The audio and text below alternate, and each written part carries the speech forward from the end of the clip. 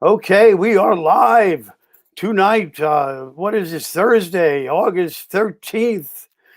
Three Rooms Press, Ray by Ray. Here it is. We're here with Nicca Ray, the author of this book, Ray by Ray. There's her name that I'm covering. Here it is over here. And she is the daughter of Nicholas Ray, a daughter's take on the legend of Nicholas Ray. And these books are available through Three Rooms Press at the right at the link at the bottom of your screen. Thank you for joining us tonight. It's going to be a very special show. We're going to have Nicca Ray with us, the author of Ray by Ray, and Amos Poe, famous underground New York City punk filmmaker from back in the day up until today.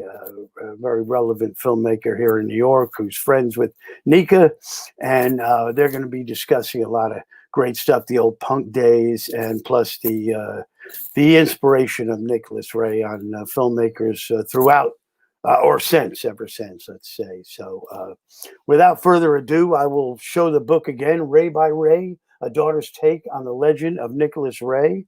And this book came out a few months ago, and we were on. We had Nicca in the Wall Street Journal. We had her on TCM. The book was on Turner Classic Movies. So it's very well received, and it should be well received by you. And now let's get on with this show. I'm going to bring up Nicca, introduce Nicca Ray. Here she is, the Hi, daughter of everybody. Nicholas Thanks Ray. for coming. Hey. Hey. So how are you tonight, Nicca? Okay. Yes, I'm doing very well. Thank you very much. We're Happy. glad, and we're just as happy. And I know everybody out in live stream land is also happy to have you here, and happy to know about your book, Ray by Ray, A Daughter's Take on the Legend of Nicholas Ray. Of course, Nicholas Ray is the director of Rebel Without a Cause is his most famous film, but also In a Lonely Place and so many others, Bigger Than Life. The Lusty Men, my favorite. The Lusty Men, your favorite. Let us not forget Johnny Guitar. So many famous, iconic films. And when they were made, nobody had seen anything quite like any of them. They all had their own unique individuality that became cinema, that could only be cinema. So let's talk about the book for a second, and then we're going to bring up Amos Poe, and you guys will take off on the New York City punk days and underground filmmaking too.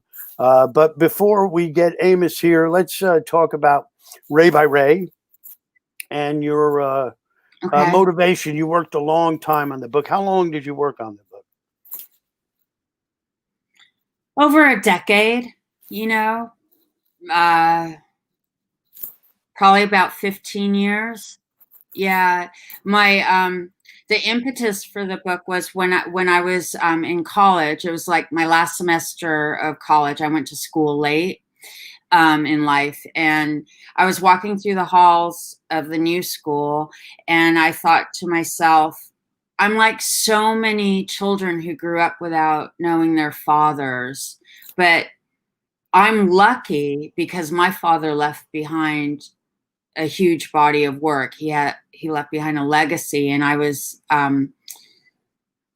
I could go and find out about my father. And one of the questions I always had growing up was like, when I looked in the mirror, I could see my mom in me, but I had no idea what parts of me came from my father. And so that was the impetus of the book. And that got me to go to Los Angeles and start going through the archives, the Warner Brother archives at USC Film Library and the Motion Picture Library. And I started calling people and asking if I could interview them. And so that all, one thing led to the other.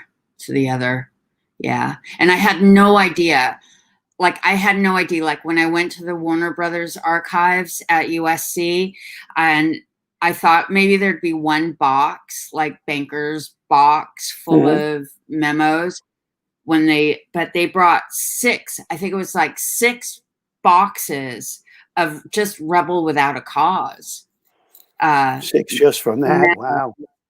Yeah, memos and press and letters and in the library they put you in a room. You're not allowed to bring any of your belongings in the room, and they give you a number 2 pencil and index cards.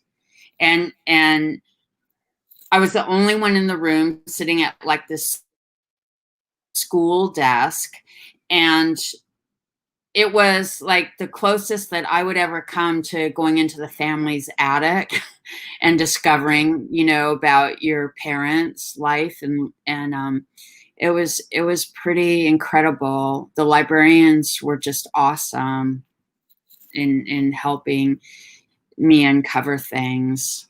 Yeah. That's cool. That's cool to I have could go help. on and on, so. Yeah. We have, you know, I think there's like 44 or 45 photos in the book also. And there aren't any Yeah. of you and your dad because there are no surviving photos of you two, right? Right. No. But we did put you on there together Yeah. forever, but there are no surviving photos. So, What? but you have so many, you know, celluloid strips of what your father's work, as you were saying. So there is a lot for you to take in, and you did, you know, and you got this out.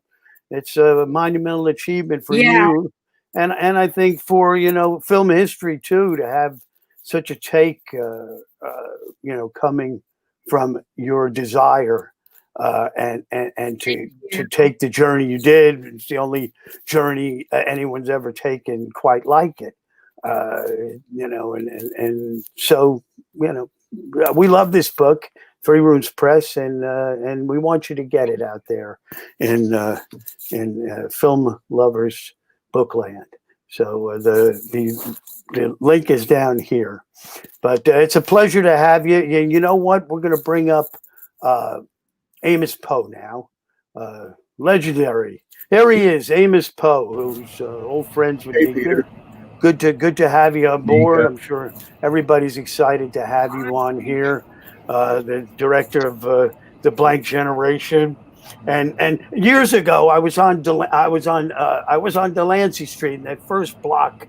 It was a white. I can't remember the address, but I was only there a month. I had been living on Charles Street, and I got this sublet for a month because something happened to me. I had to get out for a month, and I think it was when Subway Riders had just come out, because I went to see it at the Bleecker Street Cinema, and there was a cat on the top floor. I was on the middle floor, and he played the saxophone, which was like a lot to do with that time. So with your film, and so I yelled up to him, he should go see that, and he said he would, and I was out of there until I ever talked to him again. But it was funny. I came back and he was up there playing the saxophone after seeing that movie, and you kind of became the saxophone dude, right? In that, there you go, yeah. Because now, what had happened? You had John Lurie or something first in it. Yeah, it was inspired actually by James Chance of The Contortion. James Chance, sure, of course, yeah. And then I was friendly with John, and I asked John to play the role.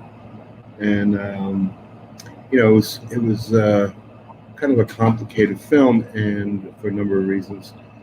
And we started shooting in the summer of I believe it was 1980.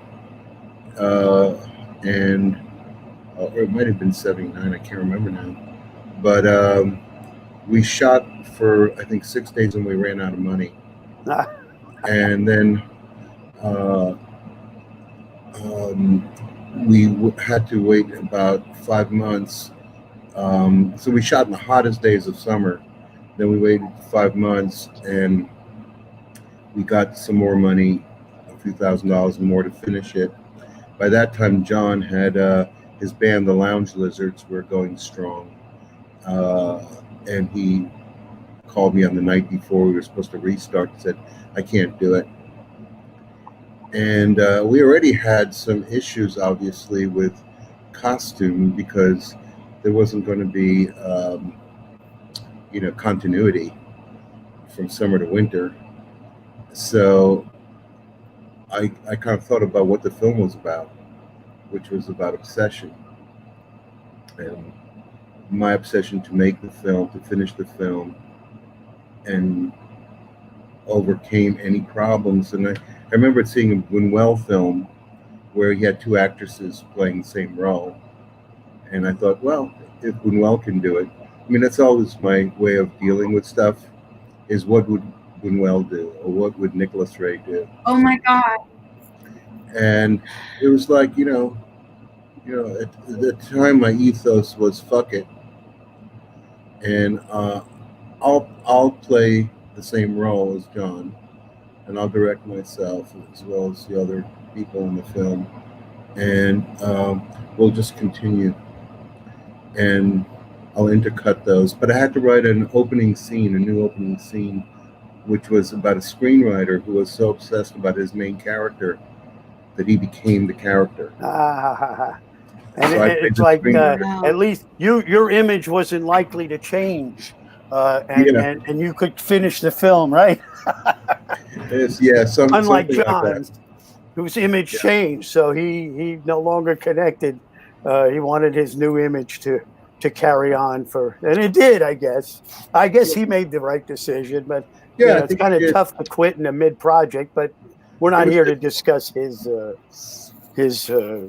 right or wrong decision, whatever. But it was good for you, I think. The way I just heard you describe it sounds like it was great. It was great. I mean, didn't feel great at the time. Yeah, but sometimes, and I think Nicca can relate to this. Is sometimes anger can get you through certain situations.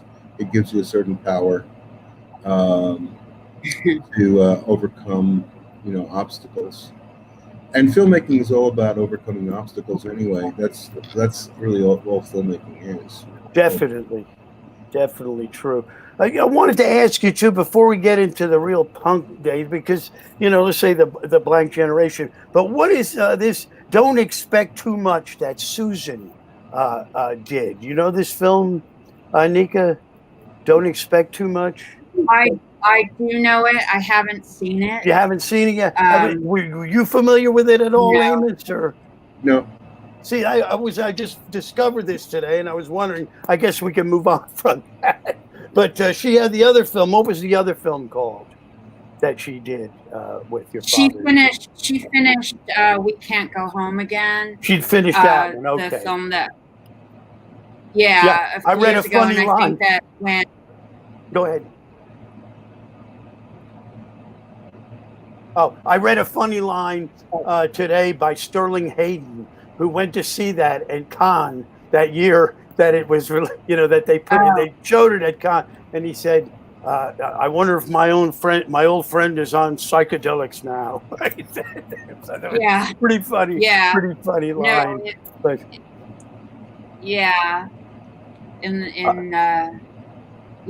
I read about that screening at Cannes of We Can't Go Home Again, and that what audience there was just left a little bit, befuddled. Is that the right word? But probably. Anyhow, I've seen that. I've seen that film, not the completed version that Susan put together. Although I have it, I just haven't seen it yet. But I was given a copy of We Can't Go Home Again by someone who told me not to tell anyone that they gave me the copy because I wasn't supposed to see it. And it was really rough. And I write about it in Ray by Ray a little bit. And I think that had my father, for those of you who don't know, We Can't Go Home Again was a film that my father started in 1971 when he was teaching film at Harper College at Binghamton in upstate New York. And he he got his students. He made a film with his students, and he took over the film department, took over the camera equipment, ended up renting a house off campus, and his students moved in with him. And he, instead of like in normal film schools, you're told to make a short film and blah blah blah. He decided to make his next feature film using his students and The non-union school's labor, right? equipment. And you know, in my humble opinion, for the most part, the film is kind of a mess. Although, if he hadn't had been on so much speed and drinking around the clock, I think that he could have pulled off something kind of genius, because he was doing like what reality TV shows started doing, going in the house and showing people and situations and stuff. And but he got kind of carried away. And at some point I'll watch, you know, what Susan did with it. I just wasn't ready. But yeah, and I think Don't Expect Too Much is taken off from there. Like she did that after.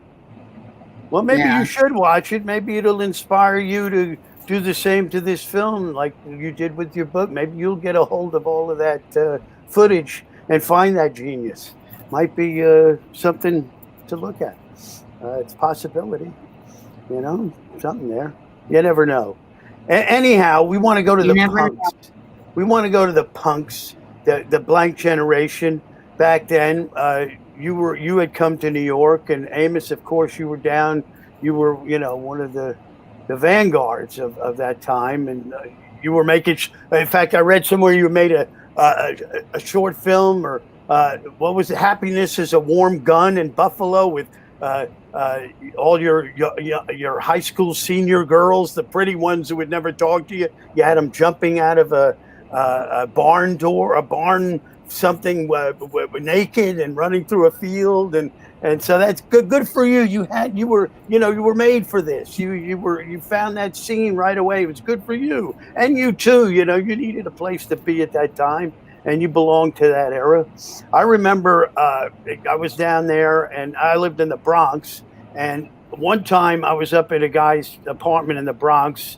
He was a teacher. He was a professor at NYU, and he knew a couple of the Ramones, and they would come up and sit, you know, in the apartment. And, you know, one time I happened to be there, and Johnny was there, and this guy was a nut, and he would be on speed. Who wasn't on speed, right? And Richie Gallagher was the guy's name, and the professor. And all of a sudden, he'd just get up and push everybody out into the hall, and say, "Get out! You can't." He'd lock his door, and he'd bang on the door or something. So I'm standing there in the middle of the in the hallway with a couple of guys. Johnny's one of them. He said, "Why don't you come downtown? We're going to do something." And I happened to have something else to do, and I didn't go, and my life would have been different had I made that choice. So, you know, that's my connection. But you guys are so connected. I was going to let you two kind of take off on your punk days. So I'm going to jump out of this, and I'm going to let you two talk for a while and get going on the film angle and the times, okay? And then I'll be back a little later. So enjoy yourself. Thanks, Peter, and thanks for asking me to do this. I'm so happy to have you here. You're, you know, an idol of mine. Back in the day, you know, I was running around then, and you know, we're entrepreneurs, you and I, and so is Nicca. I don't know how we make it, and how somehow there's a light that shines that lets us survive, and somehow we do it, and that's what it's all about for me. And I can sense a kindred spirit there in you, Amos. So you guys go punkin', and I'll see you in a little bit. So enjoy. Thank you, Peter. Thanks, Peter. Bye, Amos. Nicca, finally we're alone. Alone. I don't know. I wonder how many people are watching. Maybe it's just the two of us talking. Maybe. So, and thanks, Peter, for that wonderful introduction. So the first thing first of all, I just, I think your book is so great. It's so uh, it's so deep in so many levels. And I was just wondering if you would read the letter your father sent you on page 326. Could you just read it aloud? Sure. Sure. Let me just.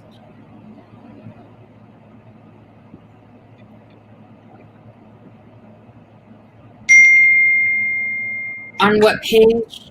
326.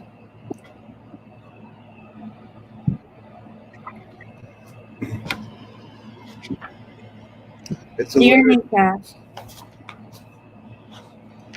the letter that he Yes, wrote that's to it. me in 1977. Yeah, August 1st, Okay. 1977. Okay. Thanks for your letter. I suppose that moment on Sunday morning was about the warmest we've had together. At least it is one both of us can remember. I can think of things I'd like you to have, but either I can't afford them or can't be certain you'd like them. So use the enclosed as you wish. Only please don't buy any more gaucho pants, huh? Love you, Dad. I love clothes. What was his problem with gaucho pants? I don't think he liked them. He must not have liked them. I mean, he had great style, you know. He had great style. That's for damn sure, huh? To the very end. He did. Yeah, How does it make you he feel did. reading this? How does it make Reading the letter. Yeah. I wish I remembered what the conversation was. Whenever I read that letter, it makes me feel kind of happy because obviously we had had a good conversation and we were close. And then it makes me laugh. It always makes me laugh because of the gaucho pants, because I had gaucho pants, you know, because they were all the rage in Right. 77. And I was a waitress living at home. I made, you know, a lot of money for like a kid. And I spent all my money on clothes. Where were you in 77? In 77, August 77, August 77, I was living in Las Feliz, Silver Lake. Yeah, I was 15, soon to be 16. Uh-huh. And You know, I and where was he living? he was living in New York. He was living with Susan in New York City. And I believe at that time, he was also, he was teaching at NYU. He was teaching acting. And I think that was the summer that my sister went to go study with him. And then for some reason, he was in LA. I can't remember off the top of my head why he was in LA. It wasn't when he did Hair, I don't think. That was later on. But yeah, he'd come to LA for some reason, and he'd come and taken my mom and I out to dinner. Wow. Yeah. And he did Hair? He did the film? He did. He was in the film Hair, Milos Forman's movie version of the play Hair. He played the general. And I remember when I interviewed Milos, about it. Milos felt so bad because he didn't know that my dad had cancer at that time. And in the scene my dad was in, Milos Forman used smoke machines, and he felt so bad that he put my father in a situation with these smoke machines. But also, he knew that my dad was pretty darn broke at the time, and so he extended the amount of time he used my dad for, so my dad can make a little bit more money. But then my dad took that money and gambled it away, because the shoot was done in Nevada, and so my dad, I believe, went either to Reno or to Vegas and blew his earnings. And then from there he went he went to stay at John Houseman's house in Malibu. Yeah, that's interesting. So let's get around to John Houseman. So John Houseman was a great, legendary producer in Hollywood. He produced, I believe, he produced Citizen Kane with Orson Welles. Yes, he did. Which was he started the Mercury Theater. Yeah, they started the Mercury Theater together. And there's a great story about, your father's first film, and John Houseman produced that. Yes, he did. So, I write about how, like, I don't think that there would have been a Nicca Ray had there not been John Houseman. John Houseman, I believe, met my dad first when they were involved in the New York City theater of the 1930s. And when John Houseman was asked to head the Voice of America for the Office of War Information after the bombing of Pearl Harbor, he hired my dad to be in charge of the music division based on the work that my dad had done with Alan Lomax. And Alan Lomax, the folk blues archivist, historian, folk, he and my dad created this radio program for CBS called Back Where I Come From, based on the sing-alongs they would have at their house. They lived together in Virginia. And so Back Where I Come From had Woody Guthrie, Pete Seeger, Lead Belly. It was the first radio program to put black and white musicians on stage at the same time. So Houseman, like, my dad had also stage managed a production directed by Joe Losey for the Living Newspapers. And Joe Losey had been Houseman's assistant at the Federal Negro Theater, which was the first theater to put on an all-black cast of Macbeth. Anyway, so and Houseman had been watching my dad and hired my dad to be on the Voice of America. And from there, like, Houseman seemed to have been grooming my dad to be a director. He took my dad under his wing. He hired my dad as his assistant on 2 Broadway productions that Houseman directed.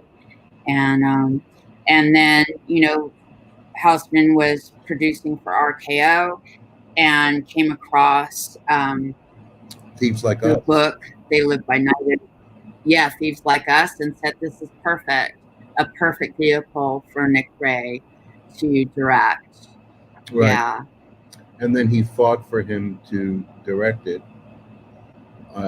Apparently, he fought for him to direct it. Yeah, he convinced Dor Sherry, who was then the head of production at RKO. This is before Howard Hughes took over. Right. and yeah, and so they cast people that they'd known in the theater, and so Houseman had my dad direct the casting tapes to show Sherry what my dad could do, and also Houseman hired a screenwriter to work with my dad who he trusted wouldn't take over. Like, my dad had written a treatment, and Charles Schnee, who is the screenwriter who was hired, let Nick live in that screenplay rather than be like, this is my screenplay. And Houseman orchestrated that, and then the famous helicopter scene, which is considered the first. Yeah, go on. The opening scene, yeah. It was considered, the opening scene, which I believe was filmed in Newhall, and in Los Angeles, in Newhall.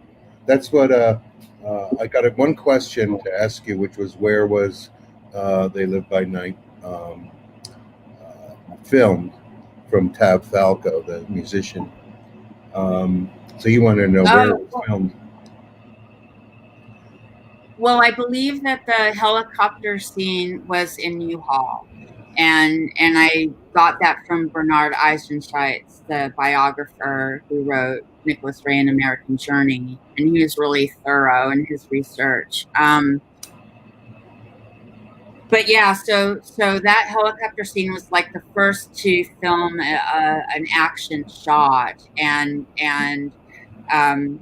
the studio did not want to go through with it, but Houseman convinced them to. And I think that opening scene really put my dad, what is the saying? Really on the map. Gave my dad, yeah. And funny scene.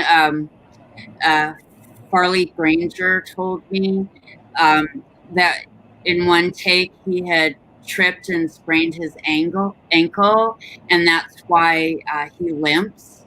My dad said just use it. And then I don't know, I can't remember the actor's name, but one of them wore a wig, and the wig kept flying off because of the helicopter spinning. But I thought that was kind of funny. And it was an interesting story about how your dad cast Farley Granger in that film. I read somewhere. Oh, in the Well, go ahead. Go on. What did you read? I read that he met him at a party. Yes. I think it was that Stanley Donen's would have these parties, and all the New York crew would go. The New York theater crew that migrated to Hollywood, they would all go to these parties. Gene Kelly had these parties, and Stanley Donen had these parties, and Farley Granger met my dad there, and he thought my dad was really, really strange because my dad would just sit on the couch and stare at him, and he didn't know why, and so he asked, I believe, I'm sorry if I've got the names wrong, but Stanley Donen's wife, Farley Granger was like, what's this guy staring at me for? And then he found out that it was because he wanted to cast him in They Live by Night. Right. Is that the story you heard? Yeah, and that and I can't remember. I think her name was Kathy O'Donnell, the actress. Yes. That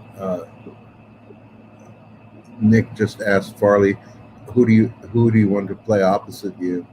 And he mentioned her name, and that became the thing. And of course, as with casting, a lot of times the studios at that time, and even now, had a problem with that.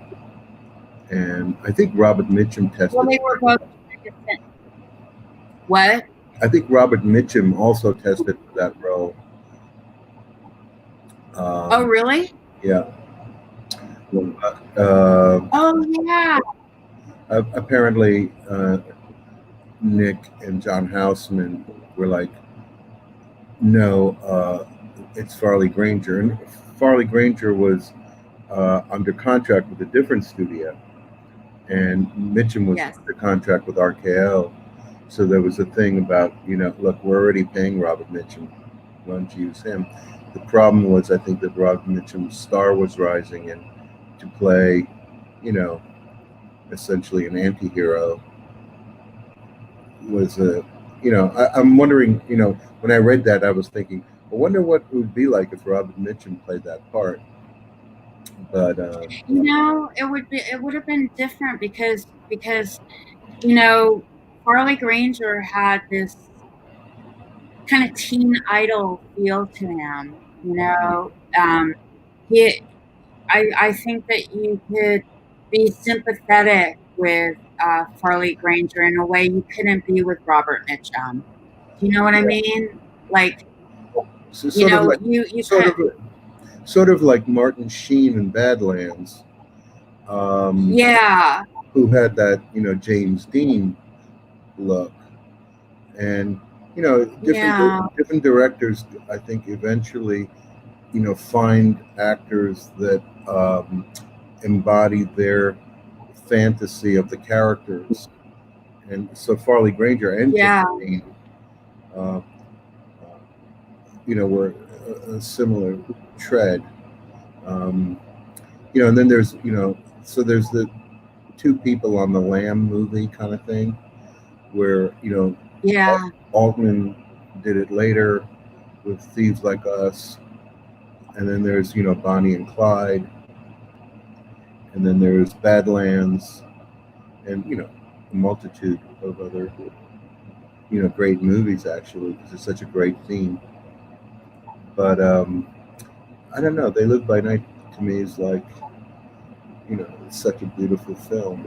It still holds up, I think, in a lot of ways. I think so. And apparently it's really, and this is where the John Houseman thing comes along, because both Wells and your dad, their first films were so iconic that it may have been the only films that were purely themselves in a certain way, as first films tend to be. How now, you being a director, like, and talking about John Houseman as being Wells and my dad's producer, like, have you ever had a producer like that really, like, stood by you and brought your true self into the movie? And if so, like, what was that like? Is it hard? It's hard to come by. Not really. Yeah. No, I haven't had that experience yet. Like with Alphabet City, which was the first time I worked with a producer. Definitely, there was a lot of concessions, let's say. Some of the concessions were actually, I think, good in the long run, but definitely not, the way I wanted to approach it initially.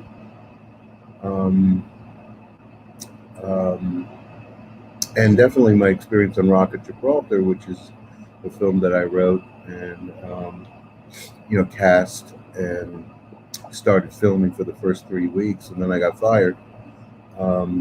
That definitely didn't stand by me.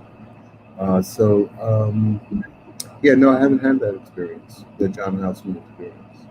But with They Live by Night, the problem there was, I think, that in a sense that they made the film that they wanted to make, but then Howard Hughes bought the studio.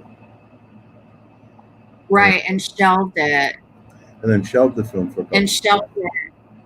it. Yeah. Right, and yeah, but it screened at several Hollywood parties, and at one of those parties, Humphrey Bogart saw They Live by Night and then hired my dad to direct the first movie in his for his production company, Santana Films, and that movie was Knock on Any Door, starring John Derek and Humphrey Bogart, and Bogart is a lawyer trying to save this kid from the wrong side of the tracks. And what's interesting about Knock on Any Door is that when the movie Rebel Without a Cause came up in talks, my dad said he didn't want to make another movie about juvenile delinquents on the wrong side of the tracks. He wanted to make a movie about delinquency in upper middle class homes. And I, sometimes wonder, like, if he hadn't done Knock on Any Door, if Rebel would have taken a different turn. But but yeah, so Knock on Any Door did well enough at the box office to keep Santana Films going, and then Humphrey Bogart hired my dad one more time to direct In a Lonely Place, and They Live by Night didn't come out in theaters till 1949. Right. And In a Lonely and it was like, and yeah, In a Lonely Place, that was an interesting kind of I mean, what's interesting about Nick's films is how they always take this kind of weird angle on whatever subject matter, whatever genre, let's say. So as a Hollywood movie, the kind of let's say strange psychology of Humphrey Bogart's character in A Lonely Place it is so, to me, is so Nicca Ray, and I wonder how you feel about any character in any Nicca Ray film. What angle do you think is, and especially in A Lonely Place, does it have to do with your father, as you understand him?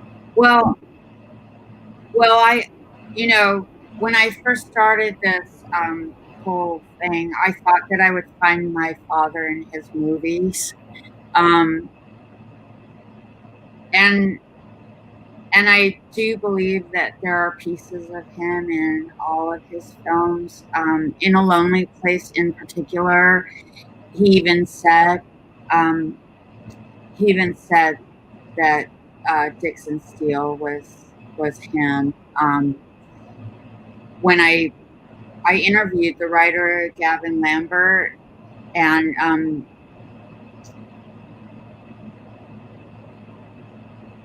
when they met at a New Year's Eve party in London in 1955, and James Dean had just died. Rebel Without a Cause had just come out in theaters, and my dad was in London for the Rebel premiere there, and Gavin Lambert had written favorably about They Live by Night in a film journal, and yeah, he was like one of the so only ones, one of the only reviews. Yeah. Yeah. And so my dad took Gavin Lambert home to the hotel with him, and talked to Lambert about In a Lonely Place and how Dixon Steele like was very much like him, and what a man like him, what is a man like him to do? Is he either like, you know, kills himself, gets psychoanalysis, or just like drinks himself to death, you know? And I think that like in love relationships, my dad, you know, was pretty unsuccessful. He, you know, two of his wives charged request for divorce. Gloria Graham being one. You know, when they filed for divorce and they were asked the reason, they wrote cruelty, and I came across both of those in my research. One was Gloria Graham, and the second one was my mom. And he, you know, he wasn't really a great husband. And some people said that he lusted after women, but he loved men. He revered men. And, you know, it's too bad he's not alive to ask that question to. But I know there were, Right. you know, because, you know, people can speculate. But Gavin Lambert did say, you know, they lived together at the Chateau Marmont for 18 months. And Gavin Lambert claimed to have been my dad's lover for those 18 months. Gavin Lambert was also my dad's assistant on during Bigger Than Life and The True Story of Jesse James. You know, you see in the characters in my dad's movies how they have these impulses that they can't control, and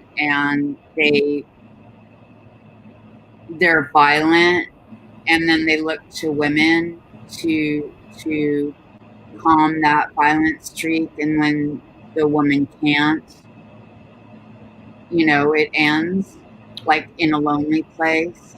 Right. And just, but then they're on dangerous. Go on. And just to get a little further into it, In a Lonely Place, which is also such a great title for your dad,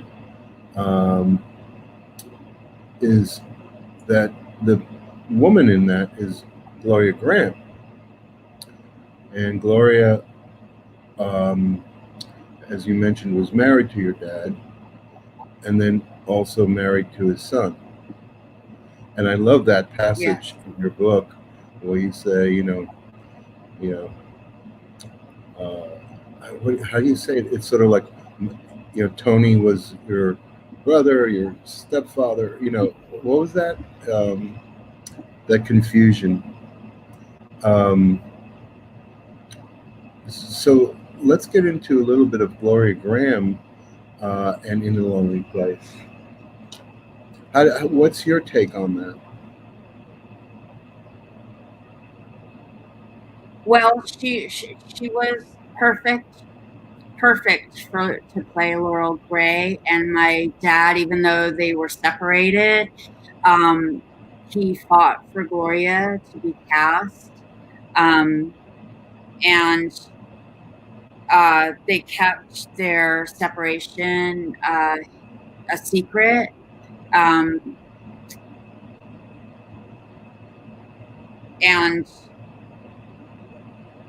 you know, I can't imagine anyone else in that part, you know. Oh yeah, she's perfect. She's perfect. You know, in terms of like her personal versus the professional. From what I gather about Gloria and her marriage with my dad was that she liked to instigate. So, you know, with she gave as good as she got. And Laurel Gray, you know, Yeah, she's Laurel Gray, I think she's a really interesting character, and you know, in a sense, she gives as good as she gets too, but she internalizes, like when she realizes, when she starts to become suspicious of Dixon Steele, she internalizes it. Whereas, like, I think Gloria in her personal life would have just let, you know, the guy have it. But yeah, there's a marvelous say something. There's that marvelous scene in the convertible when they're driving, and Yeah, Humphrey Bogart puts his arm around her neck, you know, suggesting the strangulation that she's, you know, kind of fearful of, and she doesn't. yes, She doesn't trust his psyche to not snap. right. Right, you know, and I remember what I was gonna say. Like, she becomes suspicious of him, and he was suspect in the industry. You know, Dixon Steele's character. He doesn't play along like all the other folk in the industry, and I think that was very much like my father. People have said who knew him. They've said to me, he was suspect within the industry too. He was other. He didn't play along like everybody else did. And so therefore he was never really a part of, just like, you know, the character Dixon Steele. You know, he's had some successes. He's kind of on the skids. He gets offered to adapt this book into a screenplay, and he hates the book. He won't even read it. But then because Laurel Gray comes along, he writes this masterpiece, you know, that the big time Hollywood producer wants to make into a movie.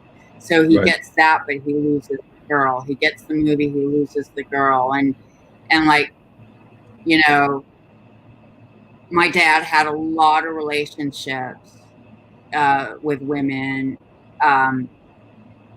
You know, he couldn't keep the girl, but in his heyday, like, he made movie after movie after movie, like from 1947 to 1964. He was working constantly, sometimes 2-3 movies a year, and doctored movies. So, like, he was really successful.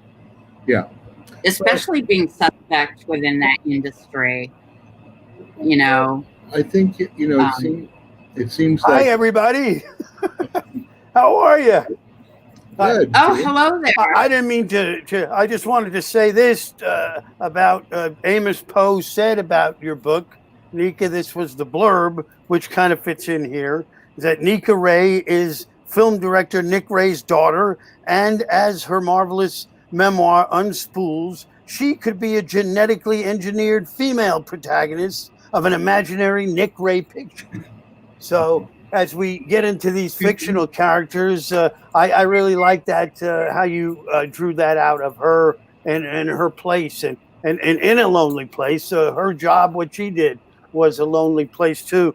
And which goes also to Truffaut saying that what attracted us to Nicca Ray was that his male characters weren't macho. There was this great sensitivity, especially in dealing with affairs of the heart, which lent a sense of great reality at a time when Hollywood movies were rarely personal or autobiographical. you always had the feeling that the love stories in Nicholas Ray films were true stories. So those two things have a lot to do with what you're saying right now. And I just wanted to come in and throw that in there and let you guys, swim off to the deep end again without me. But it's good to see you again.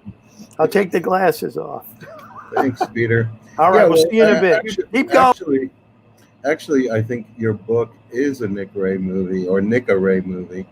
And I think it would be an incredible limited series on Netflix or HBO or something like that. I just love that idea, and I think so too, and we should talk about it more.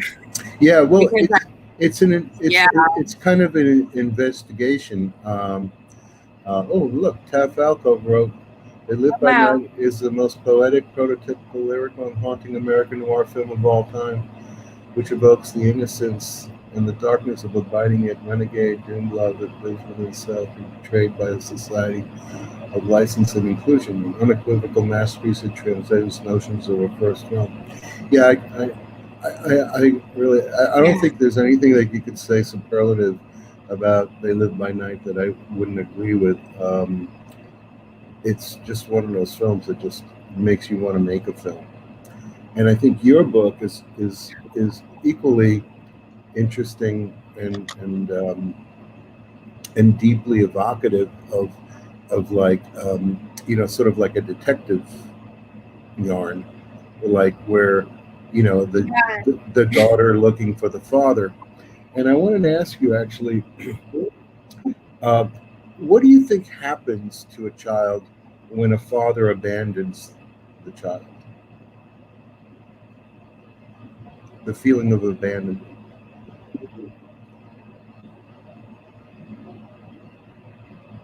What's the impact? Well,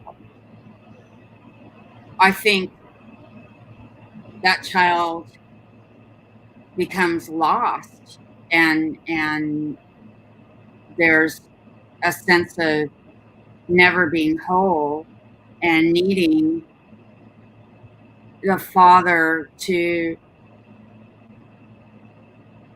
well, in terms of me, I needed my father to show me how to live a life that was different than what a girl was supposed to live.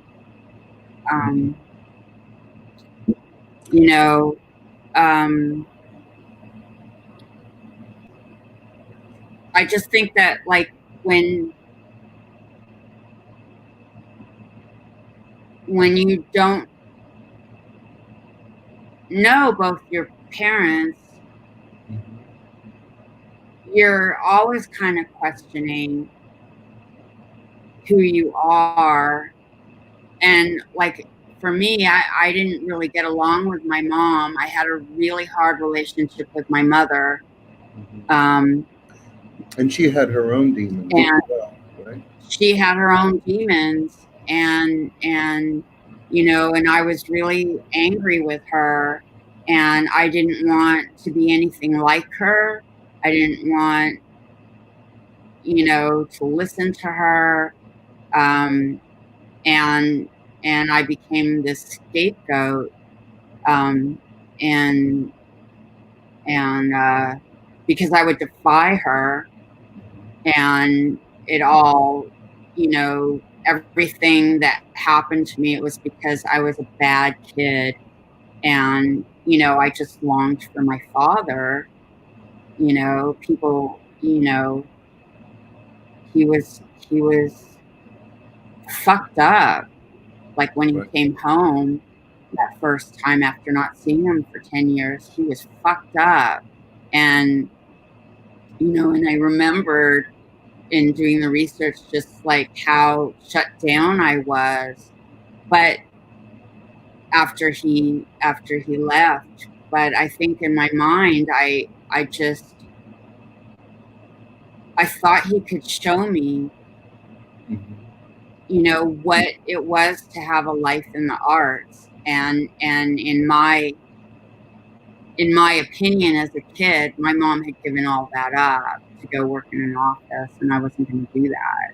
You know, I know differently now, and I understand, you know, the whole big picture of why she made the decisions that she made. But, Mm-hmm. you know, I couldn't even acknowledge that my dad abandoned me for years. Right. For Well, years. I think it was just too. yeah, I think that that's What? the beauty of your book is that search for inner wholeness, that an abandonment like that, and then the daily abandonment of obviously, you know, alcohol and drugs, and sex, addictions prevailed. Um, um, you know, I mean I mean the strength of your character. I also love the way you acted out, so to speak, in your teen years on the LA scene. You were really out there. I was. I had no parental supervision. I started waitressing when I was 14 at a Italian restaurant on Hollywood Boulevard in Vermont. I hadn't even graduated junior high school yet when I started there, and I'd just been arrested for pot 2 weeks before I started. So like I started hanging out with girls that were 2, 3, 4 years older than me, and going to the clubs on the Sunset Strip. And then after my dad died, I found punk rock, and I became really involved in the LA scene. And at first it really saved my life, because seeing singers like Alice Bagg in the band The Bags, and Exene Cervenka and X, and these were women who were angry, and it showed me that it was okay to be a girl and be angry. And this was 1979, and at that time we weren't allowed to be angry. Girls were supposed to just be happy and smiley, and especially in like the kind of Beverly Hills crowd that I was hanging in at the time before punk rock. And then just to see those two female performers, it was like, woohoo, I'm free, because I'm pissed. I'm fucking pissed. Life has thrown me a friggin' raw deal, you know, and then it, you know, spiraled downward. But, you know, it was also like that whole scene was like where all the misfits met up from all different parts of Los Angeles County. And like my best friend at the time, she was this beautiful painter. Her name was Andal. And her dad was one of the creators of the Mission Impossible series. And she did this portrait of Johnny Rotten, and she found out where he was in Hill at that time, and she found out that where he was staying. He played at the Olympic Auditorium, and she found out where he was staying, and she stood in the parking lot until he drove up with that portrait of him. And you know, he was flabbergasted and took her in, and they partied, and he signed the portrait. And that portrait was hanging in our one room roach infested apartment. And I swear, like his like buzzed out eyes were like always like staring at us whatever we were doing, you know. But and then you just met what? And then eventually you got sober, right? Yeah, I did. I moved to New York. Mm-hmm. Yeah, I was. I got sober the first time was when I was 19. And, you know, and then my friend Andal told me that she knew everyone knows you can't drink, Nicca, but why don't you just shoot some heroin? That'll be better. I'm like, okay. But anyway, so I ended up coming to New York, and I had already been to New York once for my dad's memorial, and I didn't remember, but my sister remembered how much I loved it and I wanted to live here. So my sister was living here in 1981, and I came to get away from punk rock and drugs because I was really sick. And I ended up on my stepmom's doorstep at 3 a.m. when she took me in, and you know, and I couldn't stay away from like punk rock and stuff for a little bit. And it was really great at that time. There was like, you know, the Peppermint Lounge and the Ritz and A7, that club on Avenue A and 7th Street. And there was no stage, and there was CBGBs, these after hours clubs. And it was just great. And it was a little less grungy than LA, you know, and it's funny because like I don't know how people like were in that scene and held down jobs, especially like really powerful jobs. That just like, you know, when I found out people actually like could do both, that just kind of floored me. But yeah, so I got sober 2 weeks after I turned 20, and Lightning Over Water, the film that my dad made with Wim Wenders about the last days of my dad's life dying of cancer, was screening at the New York Film Festival at that time. Yeah. And what was that? There weren't a lot of young people.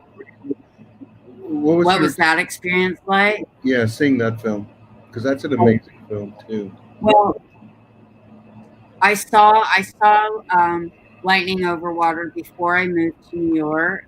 I saw it. Chris Evernick, Tim's producer, and invited my mom and I to see the movie at a private screening room on Bohemian Drive.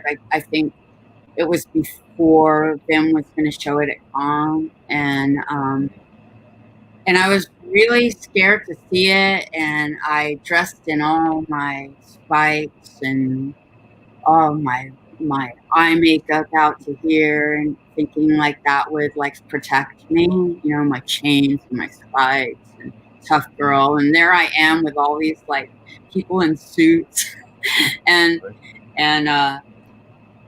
I couldn't stop crying. I hadn't seen my dad in his last days, and I certainly had never seen anyone dying of cancer. And so I was sober when I saw it. I was like counting days. I was like 30 days sober when I saw it. And after the screening, my mom went back to work, and Chris took me for lunch and then bought me a bunch of records at Rhino Records, this kind of famous record store back in the day. Right. And then he took me home, and I called my friend, and I took a cab, asked the cab driver to buy me a 6-pack at the 7-Eleven because I was underage. And then he dropped me off at my friend's house, and I shot Demerol that night. And then I went on a run. So it was really hard for me to see that film again. When it screened at the New York Film Festival, I thought that I had to go, you know, and these two gentlemen who worked in the industry told me that I didn't have to go, and that I could put my father on the shelf. And so I didn't go, and I put my father on the shelf, and I didn't do any Demerol. And then, you know, in my 30s, I took my father off the shelf, and I made that. And I didn't do any Demerol or anything. I Good ate for too much you. ice cream. That's it. Good for you. Yeah. And Walking Over Water is a beautiful film. You know, it's just like this brave, brave, brave film. Like, and it was really great, personally, to come to the place where I could actually watch that movie and Right. see the beauty and bravery. I mean, who does that? Right. Yeah, it's definitely one of those, you know, if you see or you see a number of Nick's films, and then to see that film, it's heartbreaking. It's really heartbreaking. And I can, barely imagine what you must have gone through seeing it. Let me just throw out names to you and see whatever comes to your mind. It's just like a game of sorts. Zsa Zsa Gabor. Zsa Zsa Gabor, boobs. Nothing. Okay. Boobs. What? Boobs. Boobs. Bing Crosby. Oh, Bing Crosby. He wanted to marry my mom. And I used to ask her why she didn't marry him, because I thought, well, if she had married him, then I would know where to find my father. We'd be driving through Beverly Hills on Sunset, and I just figured Bing Crosby lived over there somewhere off Sunset. And she said to me, my mom said, well, if I'd married Bing, you would never have been born. And I didn't really get that. And then I told this story years later to some friends of mine. And for a while, my nickname was Binga.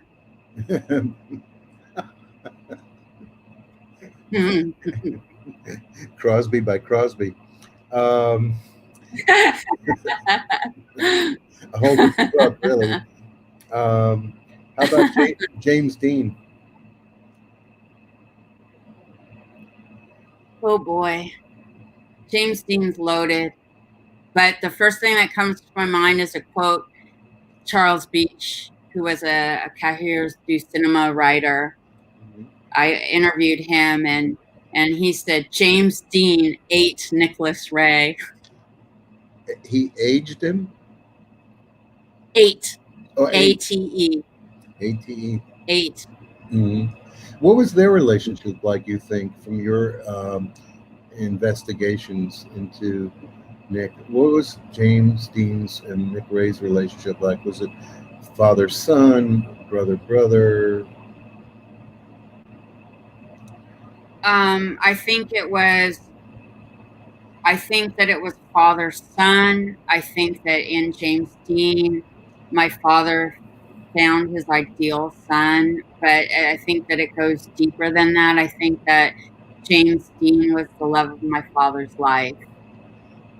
And when James Dean died, that's when my father, just what they say, you cross the invisible line in your addiction and your alcoholism.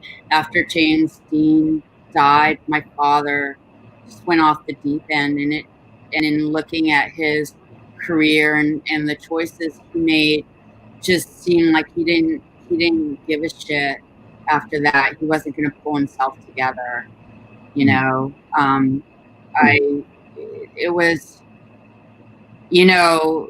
I didn't, I do write about it in the book, but there was so much more information about James Dean that I gathered, but yeah, very deep.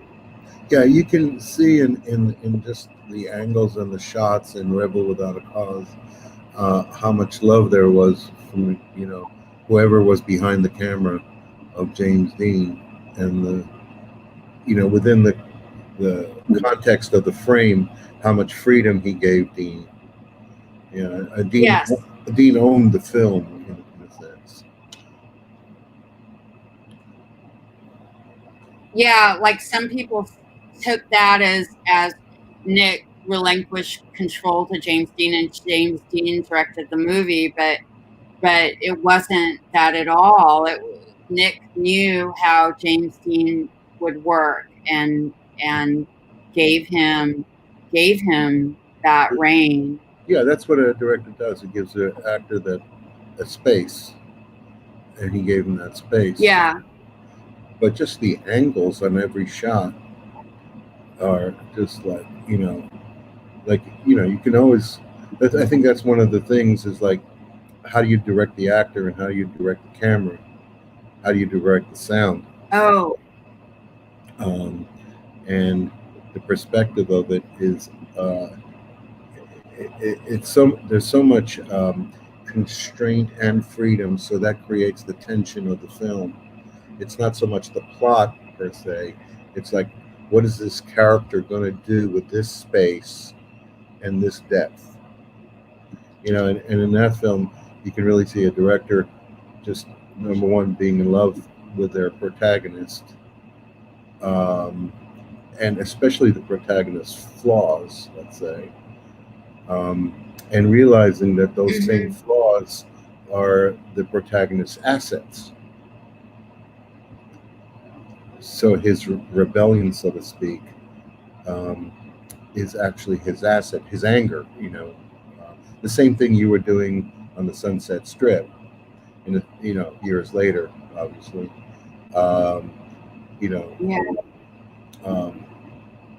It's like a perfect place for the daughter of. Well, here's another Tav Falco question. What was the relationship between Nicca Ray and Salminia? Oh, and Salminia. Wow. There's a story. So Nicca Ray and Salminia, anything you found out?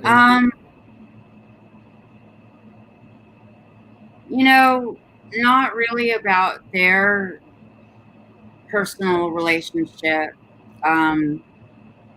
The only real things, like, how people talk about Salminio, Plato being like Tony, my half brother, my dad's first son.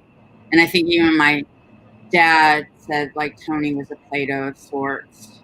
But in terms of my dad's relationship with Salminio, I didn't really go down that road. I focused more on James Dean. So I thought that was the more important. And what about Tony Ray? Person. Tony Ray. What would you like to know? Tony Ray. What's your take on Tony? Well, he's your stepbrother, right? He's my half brother. Tony is my half brother.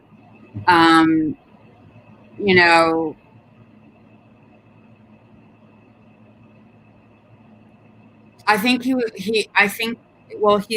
a complex character, a complex human being, and I think that he was given a real raw deal as a kid, and my father did not treat him well at all. And in spite of that, he became an actor, then a producer, and he acted in Shadows. He acted on a soap opera. He acted on Broadway. He became a producer. He produced a lot of TV shows. Then he started working for Paul Mazursky and produced, Harry and Tonto, and Next Stop Greenwich Village, Bloom in Love. Then he was the executive producer of The Rose, and which was nominated for Academy Award, I believe. And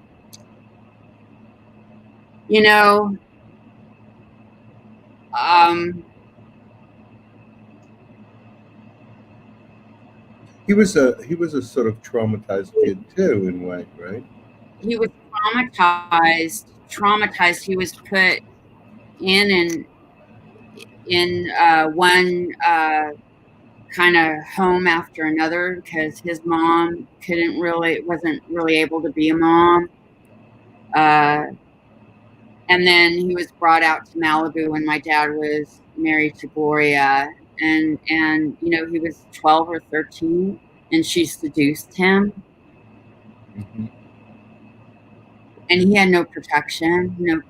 No parents were protecting him, and he was sort of used. And you know, nobody is all one thing. That's certainly something that I learned looking at my father and my entire family. You know, I write about like how I shoulder their trespasses. Yeah, my one of my favorite You know, one of my favorite lines here is when you describe it and you say, "I am Nicca Ray's namesake, but it's taking me a lifetime to embrace who I am. I am the standard bearer of my family's history and carry the weight of their trespasses on my shoulders and the breath of their artistry in my wings. I am the teller of their stories and the peacemaker of their turmoil. I am of them, not them, forever entwined with them." And I just think that's such a great, I don't know, I would use that as the pitch line for the series based on your book, but or the movie, whatever. I like that idea. Let's get a series going. You but got my yeah, attention Tony, finally. you know, in the last years, like when I interviewed him, it was the first time that he ever spoke on tape about Gloria, and my mom convinced him to trust me. So I felt like I have been entrusted with his story. In the time that I was in touch with him in adulthood, during that time he was like a big brother. There were times when I was really nervous to go interview certain people, and he helped me to be like, no, I can just be myself. I don't have to pretend I'm anything other than what if I want to go in jeans and a t-shirt, I can go in jeans and a t-shirt. I don't have to prove anything to anybody, Right. you know, and you know, and if he had been healthier, he would have been a great big brother. Right. So, Well, I hope you that know, he rested. you know my hope in your writing of this book, or you know, your experiences here to move forward, that you don't really that you can let go of carrying this on your own shoulders. That you know you don't have to carry. I mean, this is what I got from it, by the way. This is just my opinion. Is that the great thing about your book, the wonderful journey that you're on in discovery of yourself, is the embrace of yourself, is that you don't have to embrace their trespasses and their shame. You know, like let them Right. carry their own shame. You don't have to carry their shame. And I think that's what I I'm got from free. your book. Yeah, you're free.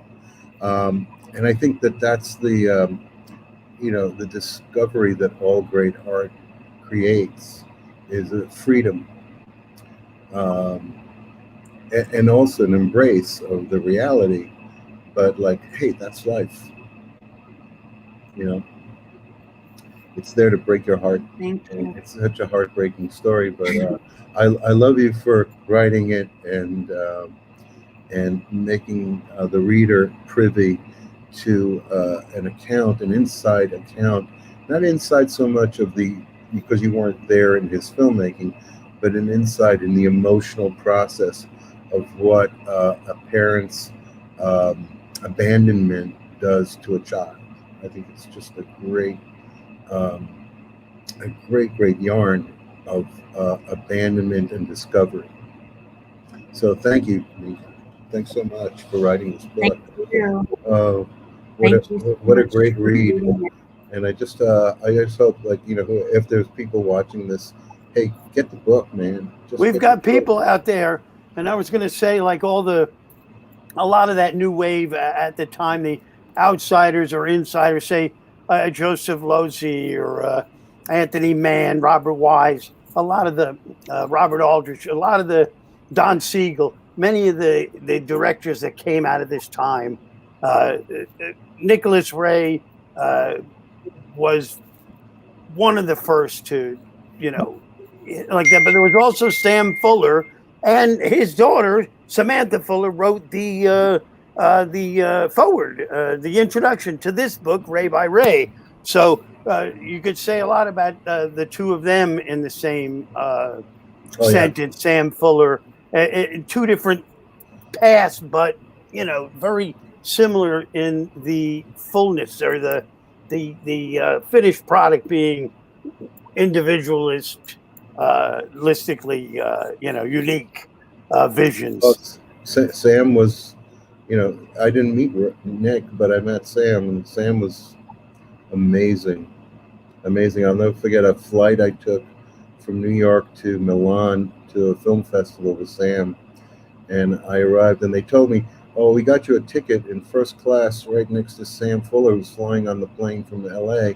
I was like, "Oh my God, I'm going to sit next to Sam." And I get on the plane, and the entire section of the plane is filled with cigar smoke. Like it's like a fog machine has been there. And I get through the fog, and there's, Sam, and he's like, "Sit down, have a drink." And he had brought these thermoses, two thermoses with like Bloody Marys. One he had already drunk, and now the second thermos was for the second leg of the trip. And by the time we landed, oh man, I was blotto, but I'd heard like 30 stories that I'll never forget from Sam. Wow. I'm just sitting there drinking Bloody Marys, smoking cigar with Sam Fuller. What's in first class on a flight to Italy? What could be better than that? In the good old bad days when you could still smoke on the plane, right? Oh yeah, are you kidding? It was the smoking section. Yeah, basically the whole plane was a fog machine. With the cigars, yeah. So that is a great story. That you had that Tony Ray had been in Shadows, and he was the lead in Shadows, and also that you're greatly influenced by his Cassavetes style, I would think. Oh yeah, Amos. Cassavetes, Nicca Ray, Sam Fuller, from my generation of filmmakers. They were like our gods. Godard. We had the French New Wave definitely too. Yeah. I mean, for us, whether it's Abel Ferrara or Jim Jarmusch. Jim Jarmusch. He worked with Nick, right, in at NYU, didn't he, for a little while? Well, I think he worked on Life Over Water. He might have worked on that too. Is that true? I think he took sound. Yeah. You have to ask Jim, but I'm sure he's got like. I know he was, affected by it. But those are the films that from my generation again. That's what made me think I could make a film. I didn't go to film school, so I had no experience. But like, there's like, to me, there's three kinds of films. There's good films, there's bad films, and there's films that inspire you to make films. And really, those are the films you search for, because the good and the bad is just a matter of taste or consciousness or whatever you want to call it. But the films that inspire you are films that touch you in a certain way that you can't really articulate. It's just, oh my God, if they can do that, oh my God, I'm going to do that. So those are odd films. There's not many of those. That's a very small category of films. So you don't see like, Bridge on the River Kwai, which is an amazing film. and go, oh yeah, I can make films. I want to make films. You give me Yeah. give me Right. give me $7 billion today, right? Yeah, Titanic. Right. No, Amazing like film. But Roberto Rossellini, what's like that? the movie that Roberto Rossellini did with Anna Magnani, and she's Mhm. on the phone call where she's being, you Yeah, know, it's jilted called, by her lover. yeah, And it's just that one camera. the, When I the saw human, that, I was like, oh, I can make movies. yeah, the human You can voice. make movies. Yeah, yeah, that's a Yeah. great one character. It's like a play essentially. I think Cocteau wrote it, and yeah, that's something that is very translatable and something I tell students like, go watch that film, and all you need is one room, one actor, some costume, and just Right. you know reinvent that whole genre. But yeah, that's like Yeah. I mean, Ani Magnani in that, you makes you want to stab yourself in the eyes, watching her, I know. I got a question here for you, Nicca. Someone wrote, so you can read it. Or I'm looking so forward to getting the book. Dear Nicca, have you written any films or plays, being that your father was such a great director and in the business? So, what about your movie? I made one video on of a band on Super 8, and then I went to film school and I made one non-sync 16mm film that showed at several festivals, and I wrote a play that was done off Broadway, Lower East Side, and on 42nd Street, and performance pieces also on the Lower East Side. And then I started working on Ray by Ray, and that took up a large part of my life. So I'm really looking forward to getting back and doing other things. Thanks for that question. I All hope you right. get the book and you like it. It looks like they're going to buy the book. This is good. It looks good on that one. So, Amos, it was great to have you come on. Thanks, Peter. You've got so much to add to any film conversation, but especially this one. And having written such a great blurb for the book, and having read it and been so moved by it, and as you were saying, books that inspire you to say, "Hey, I can write." That sort of thing too is also very important. But you had brought up Badlands earlier, and I thought that was a film like that, because just the lyricism of the dialogue throughout, fixed in with that music. They say anything can work if this can. You know what I mean? So put you in that kind of a place that you're thriving on your own for a few seconds afterwards. That's what it's all about. That's what we can do, and that's what we do.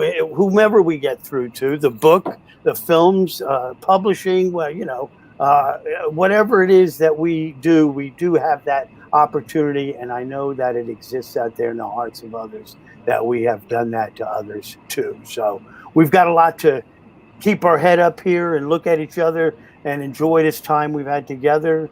And what do you think? Should we call it a night, or what do you guys want to do? Well, that's fine.